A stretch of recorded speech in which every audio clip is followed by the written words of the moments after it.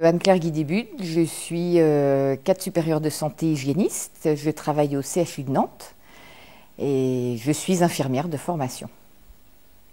Mon travail de cadre et d'infirmière hygiéniste dans l'établissement dans lequel j'exerce, c'est d'accompagner les professionnels de santé à mettre en application toutes les bonnes pratiques de soins, les bonnes pratiques de prise en charge des patients pour protéger les patients qui sont hospitalisés du risque infectieux auquel les soins les exposent forcément.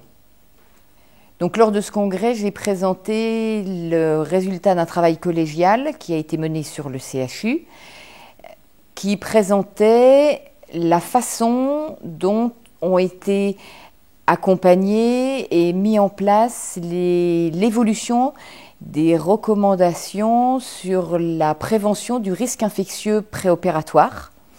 Et dans ce domaine-là, particulièrement tout ce qui concernait la préparation du patient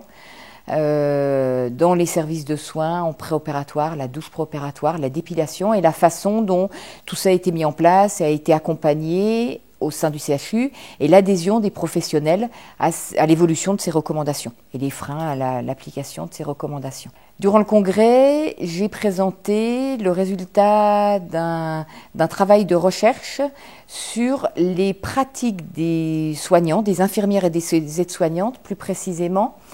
sur tout ce qui concernait la gestion des excrétas des patients hospitalisés. Le but de cette étude était de savoir si la façon dont les soignants pratiquaient l'élimination de ces excrétas pouvait avoir un impact sur la contamination de l'environnement des soins. L'intérêt en venant à ce congrès, qu'on soit médecin ou personnel paramédical, qu'on soit hygiéniste ou d'une toute autre spécialité médicale ou paramédicale,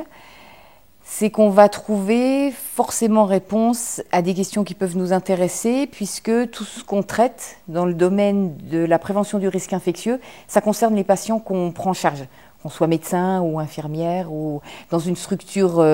hospitalière ou en libéral. Donc je pense que